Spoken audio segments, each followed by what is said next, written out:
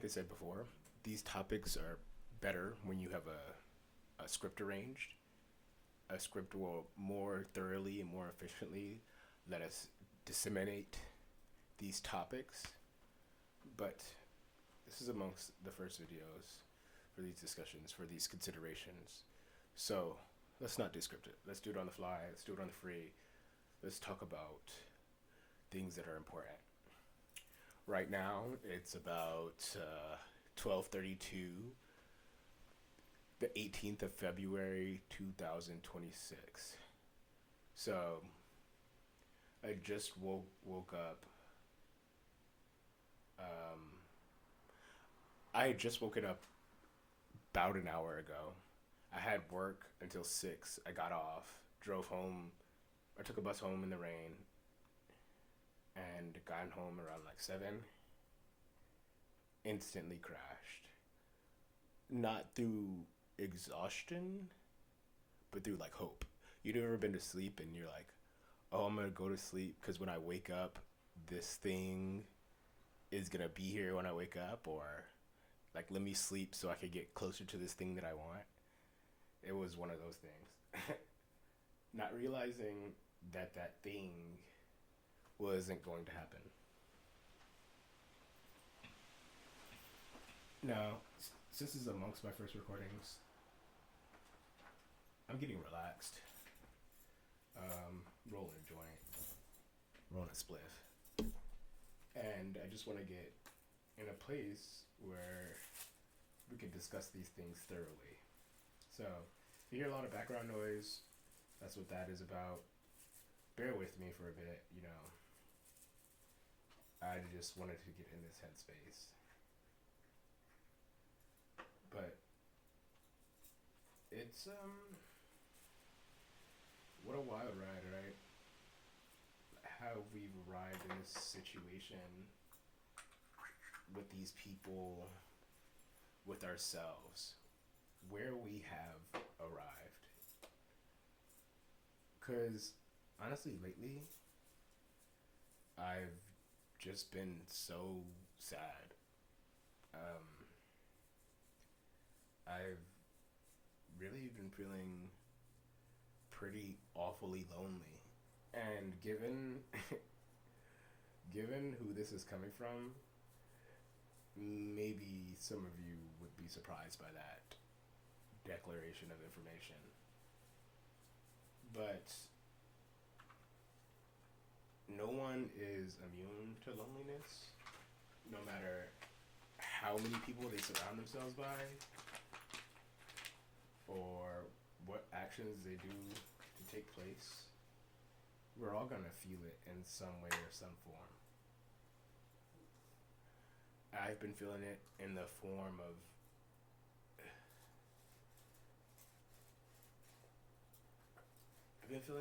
companionship, which is something that's difficult for me to admit, but this practice is an exercise in vulnerability, right? So I need to be in a place. It sounds weird, but this practice is like my arrow into the tiny slot of vulnerability, or to the tiny slot. Wait, okay, let me rephrase that. This practice is the vulnerability arrow that's fired into the tiny slot that is my egotistical armor. See, that's much better. Now, what do I mean by that? For me, at least, I have had my ego as a shield. This is aspect that's, I believe, very, very popular amongst neurodivergent fellows. Whereas some people, some neurodivergents have to mask. You know, I think masking is popular mostly amongst neurodivergents. but everybody does it to a certain degree. And I do it as well. As I work to be as genuine and present as I possibly can, there's still bits of me that are latent, that are undescribed, that are underneath a veneer. And so much of what I do, I do for other people, I do for myself. Like, there's an argument of like whether anything is altruistic at the end of the day. Like, can we actually care about things outside of ourselves? Where you say you care, but then, let me put it like this way. If you're going to volunteer to help people, are you volunteering to help people because are you volunteering to help people because it's something that genuinely makes you happy? You're like, oh, when I help people, it makes me happy, so that's why I help people. It's because it makes me a happier person. Or can it be the thing where it's like, I just do it because I know it's the right thing, you know? And that's the conversation I have with myself, is like, how much of this am I doing for myself and for other people? And that's where a bigger conversation is created, you know, within self and other people.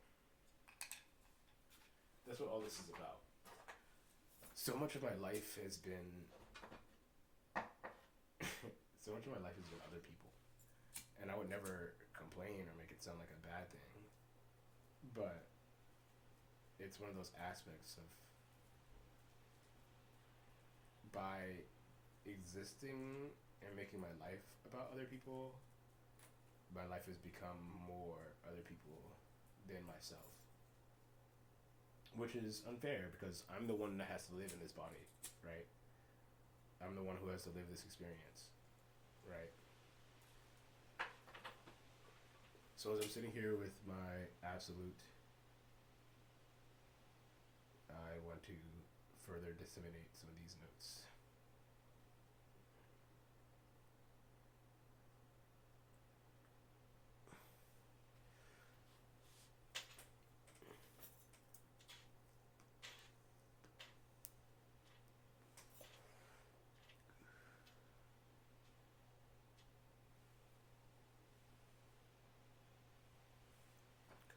You will begin to see changes, thus primarily explored through our voice. This is what I mean. It is time, it has always been time, for true changes to take place. How long have we considered the latent mind, the latent body, the latent connection between the triangle of consciousness, our primary motive, our primary activating factor, the latent mind? See, that's something I've been struggling with, is conquering the latent mind. That's something that's difficult for me as a neurodivergent person. It's a system of priority management at the end of the day, right? And by doing this work, I have not been consulting the priorities like I should, to say the least. What do I mean by that? All right, let me dive into it.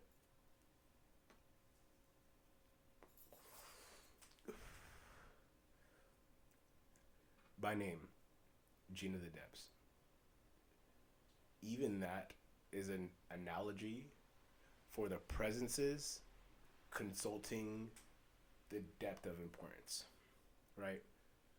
Everybody has a different priority management system. It's a thing that's built into humans so we know what task is the most important. It starts out with your base priorities: hunger, sleep, eating, shelter. And then as our base priorities are consulted, we, most of us, depending on where your awareness, your education, your experiences have led you, most of us consult to deeper priorities, right? Because after you're fed, after you've eaten, after you found shelter for yourself, we start to consider deeper things. Our awareness grows as our priorities are met, right? In some cases. So if our awareness is growing and our priorities are being met, there is there's a journey within that. It is a journey to consult, for me at least, but I would assume this is true for most humans alive. It's a journey to consult that which is prioritized at the greatest depth. Again, what does that mean? You might be feeling this whenever you observe my page. What does that mean? You know, it's almost it's almost a trick on my part. I guess that's the trickery spirit within myself, the gene aspect, is that aspect of playfulness. Let me explain. Most of you have been, most of you have discovered this page through me, through my word of mouth. You've came for the gold, right? Let's reference this right here. You came for the gold. You want the armament. You want the wares. And that is important.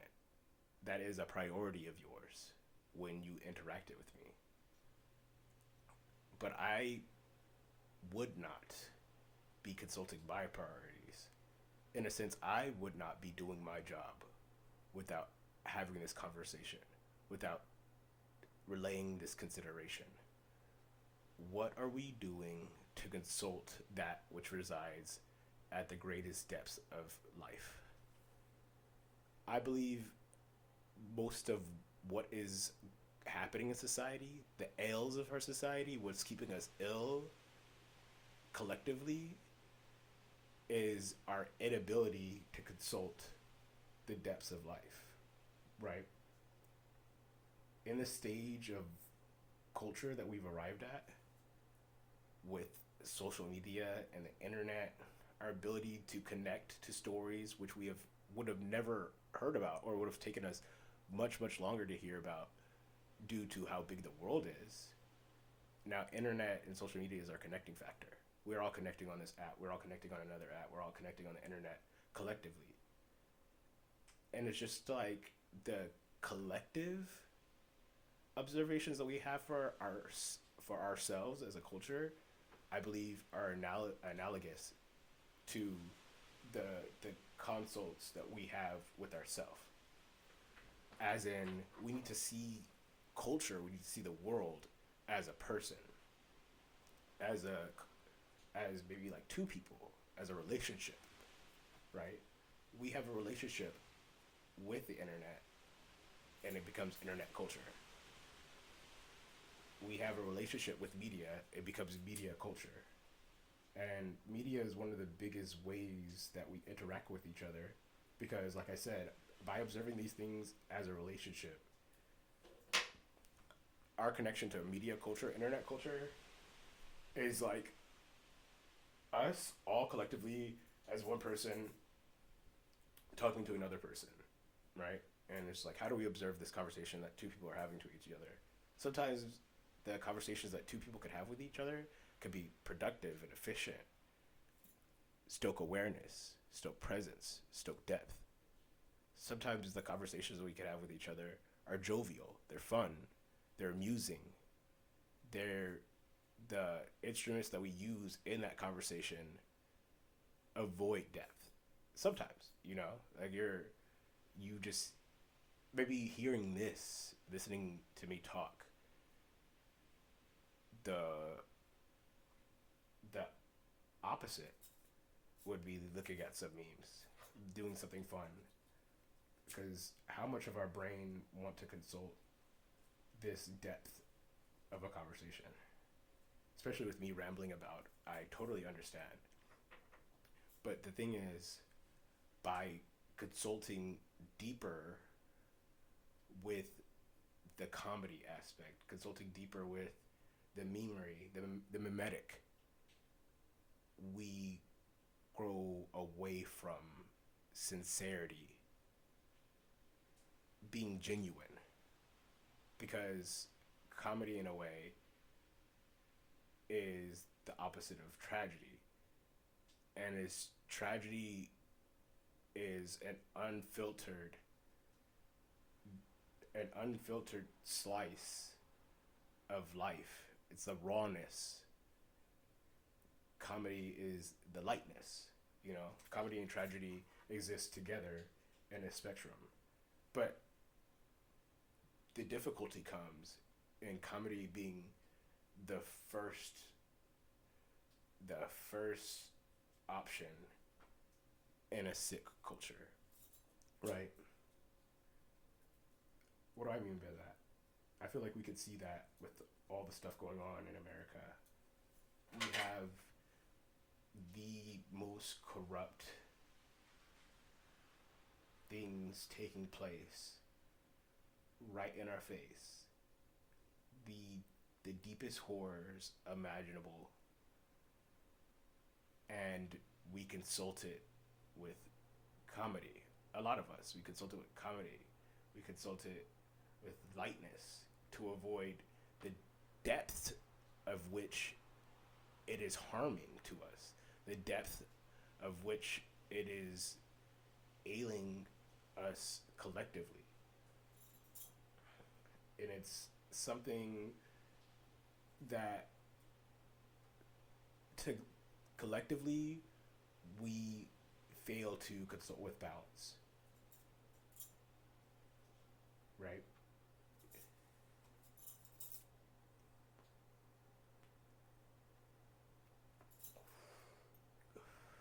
So how do we grow balance? How do we consult depth?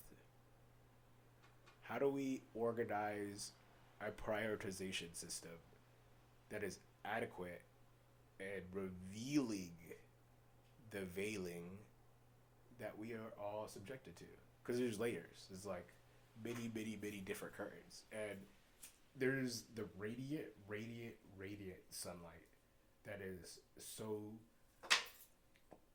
deeply illuminating that it shines, getting to that depth of radiance, seeing it, right? Seeing it with our eyes is transformational. I believe that is the enlightenment. And the enlightenment is the illumination. But how do we consult that enlightenment with this many veils in our face? And the growing awareness is pulling back one of those curtains, realizing that there is still many more curtains in front of us, but peeling back enough of that curtain to reveal the illumination. The illumination is the enlightenment. The enlightenment consults depth. So right there, we've achieved aesthetic for one of our ails. So this conversation consults depth, pierce veils. This is important because now we are doing the work. Like I referenced before, as we look at this image, we realize that there is many types of gold. There's the physical gold. It is luminous. It absorbs light, an incredible sheen, resistance to tarnish. These are all the aspects of which we value, right? The cultural value of something so precious, something so rare, right? But there's also the gold that exists on the spiritual level, on the mental level, on the conscious level. This gold is referencing deep conscious intelligence, deep understanding of the many veils, right? Because we're only attracted to one aspect, then our attention is not adequately disseminated. And when I talk about intelligence, I talk about becoming more aware. It's not necessarily just becoming smarter. Because some of the smartest people in the world have an inability to consult adequately. What do I mean by that? Some of the smartest people in the world use singular sources of information dissemination to come to a conclusion. Everything in this life, everything in this life must be consulted with balance. Everything. Because balance is the underlying factor that keeps everything in this universe together. In this universe, there is chaos and then there is harmony. There is discord and then there is harmony. Harmony and balance are one of the main factors that consult life. Understanding that if we consult every concept in life with balance, we become efficient human beings. That's what a true efficient human being is. That's what a true intelligent human being is. There's a difference between being intelligent and being smart. There's a difference between being intelligent and being wise. There's a difference between being intelligent and being actionable. Whereas a collection of all those traits, smart, actionable, wise, considerate, kind, forceful at times, delicate at times, there's many different aspects that must be consulted with balance, right? And the smartest people in the world, I believe, are true learners. So a true intelligent person is going to understand that everything in life is a great teacher. Not just people. Every person in life is a teacher. But every moment, every aspect of life is a teacher. And the more efficient we become at taking time to observe every one of those aspects, I don't think there's going to be a point where any one of us are just sitting down absorbing every aspect of life that's hitting us at every single time. But that's ultimate awareness in some cases. I believe that is a type of ultimate awareness. It's about opening a threshold, that threshold of deeper acknowledgement into the teachers of life, right? It's as if there's the it's as if there's the it's as if there's the Cartesian notion and philosophy, right? René Descartes, they famously asserted, "I think, therefore I am," and that's how that was their assertion for consciousness. Whereas other people, other great philosophers, have asserted there's no way to know what is true consciousness. This is a problem we have in modern science now. It's called the hard problem of consciousness. Famously quoted by, I believe it's David Chalmers. He's like, we don't understand whether consciousness is fundamental, whereas it's every human has consciousness, and that's just a thing that just happens through being a human, through a fundamental connection of all these parts, or is it emergent, whereas through certain actions, through certain things taking place, consciousness emerges, consciousness arises. We don't know which it is, and that difficulty creates the tension where all this psychology, where all this philosophy is evolved from. We know solipsism, the belief that there's only one consciousness and that consciousness is yours and everything else is just an illusion in some degrees. It also falls into the simulation theory that we're all a simulated aspect of life being simulated from another creator, you know. There's many different ways to look at this philosophy. And my personal assertion is assertions are that of a proof of life. A very Descartesian notion, you know. I assert, by asserting, we are conscious. And that's something that's really important to what I'm doing now. I truly have not been consulting my consciousness, have not been consulting my life, because I have not been asserting. So this is my assertion of life right now.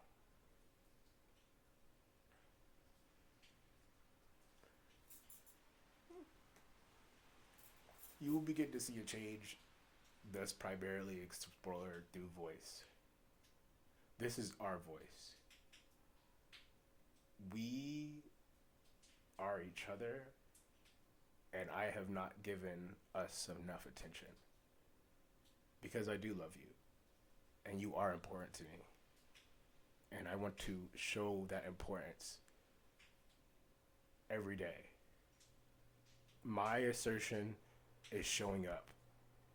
And this is how it begins. Please join me on this comprehensive journey to assertion, to stoke conscious intelligence, personal growth, and art, of course, because this is an art form. And I only do this to show how much I love you, to show how much I love myself, and to care for this world. Thank you again. This has been Hezekiah Octavius King, more formerly known as Jin, and more, you know, familiarly known as Kai. I do love you. Drink some water and take care of yourself.